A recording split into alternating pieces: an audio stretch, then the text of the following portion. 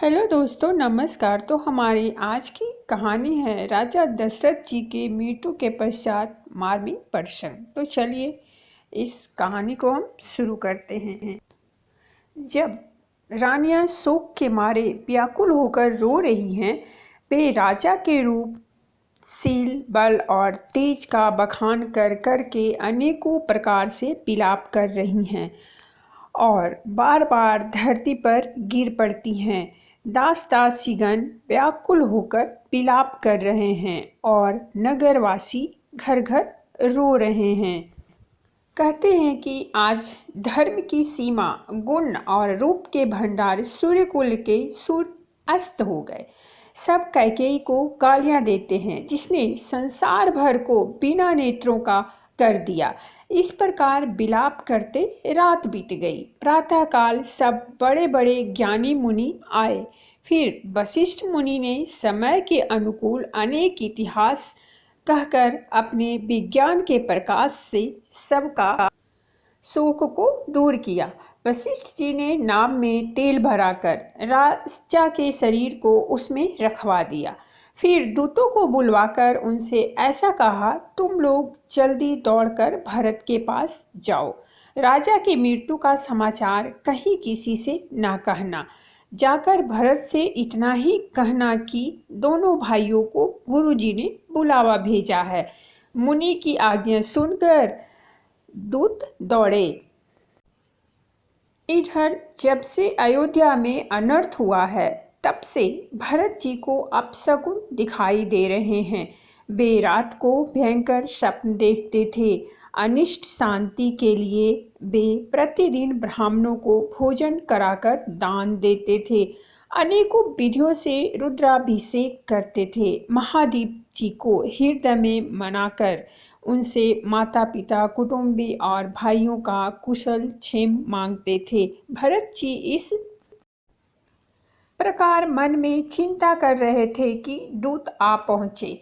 गुरु जी की आज्ञा कानों से सुनते ही वे हवा के समान वेग वाले घोड़े को लेकर चले हैं। एक एक पल वर्ष के समान बीत रहा था। नगर में प्रवेश करते समय अपशकुन होने लगे। कौए बुरी जगह बैठकर बुरी तरह से काम कर रहे हैं। गधे और सियार विपरीत बोल रहे हैं। यह सुनकर भरत के मन में बड़ी पीड़ा हो रही है। तालाब, नदी, वन, बगीचे सब शोभाहीन हो रहे हैं। नगर बहुत ही भयानक लग रहा है।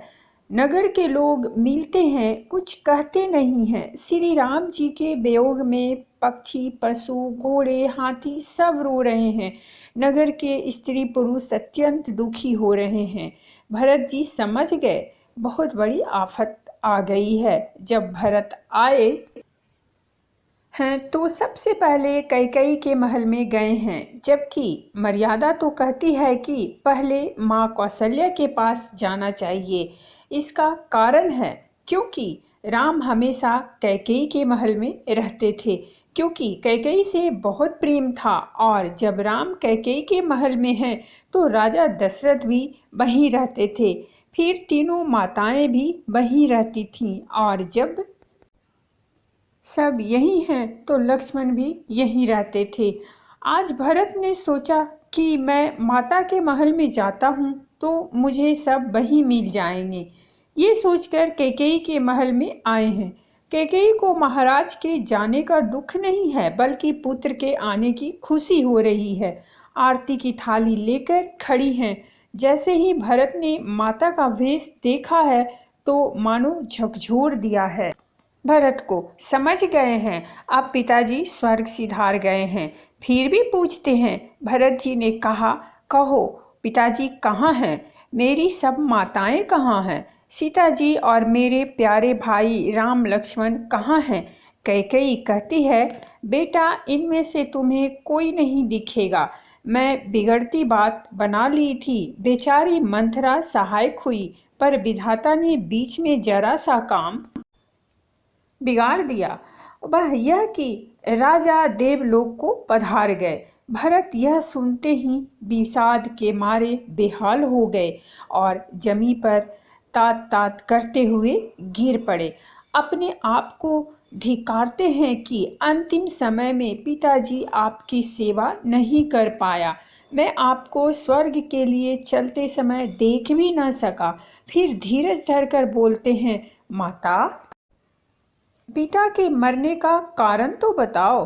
कुटिल और कठोर कैकेयी ने अपनी सब करनी शुरू से आखिरी तक खुश होकर सुना दी। श्री रामचंद्र जी का बन जाना सुनकर भरत जी तो पिता का मरण भूल गए और हृदय में इस सारे अनर्थ का कारण अपने को ही जानकर वे मौन होकर जिंदा लाश की तरह हो गए। भरत सोच रहे हैं कि ये सब मेरे कारण हुआ है। पुत्र को व्याकुल देखकर कैकेयी समझाने लगी, मानो जले पर नमक लगा रही हो। कैकेयी कहती है, भरत तुम चिंता छोड़ दो और राज्य भोगो। उन्होंने धीरज धरकर बड़ी लंबी सांस लेते हुए कहा, पापनी, तूने सभी तरह से कुल का नाश कर दिया। यदि तेरी ऐसी ही अत्यंत बुरी इच्छा थी तो तूने जन्म देते ही मुझे मार क्यों नहीं दिया? तूने पेड़ को काटकर पत्ते को सींचा है और मछली के जीने के लिए पानी को उलीच डाला। मुझे इतना अच्छा सूर्यवंश मिला, दशरथ जैसे पिताजी और राम लक्ष्मण जैसे भाई मिले, लेकिन मेरा दुर्भाग्य तो देख, मुझे तेरी जैसी माँ मिली। जब तेरे हृदय में बुरा विचार आया तो तेरे हृदय के टुकड़े टुकड़े क्यों नहीं हो गए? वरदान मांगते समय तेरे मन में कुछ भी पीड़ा नहीं हुई? तेरी जीभ जल नहीं गई? तेरे मुंह में कीड़े नहीं पड़ गए? राजा ने तेरा विश्वास कैसे कर लिया? तू कौन है? मुझे सच सच कह, तू जो है सो है। अब मुंह में स्याही पोतकर उठकर मेरी आंखों की ओट में जा बैठ।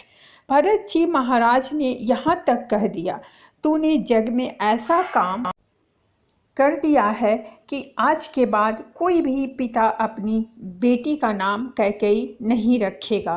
विधाता ने मुझे भी श्री राम जी से विरोध करने वाले तेरे हृदय से उत्पन्न किया। मेरे बराबर पापी दूसरा कौन है? मैं व्यर्थ ही तुझे कुछ कहता हूँ।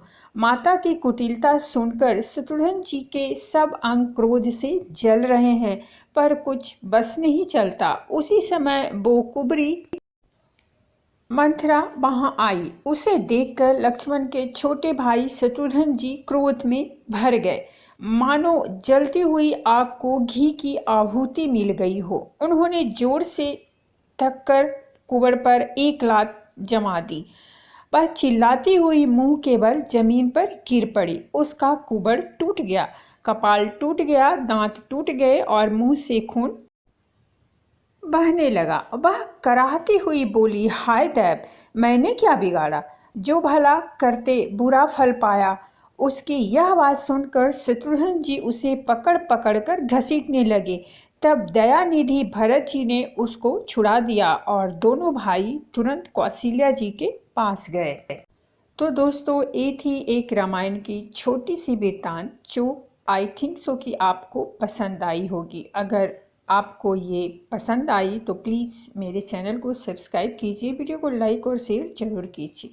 कहानी सुनने के लिए बहुत बहुत धन्यवाद।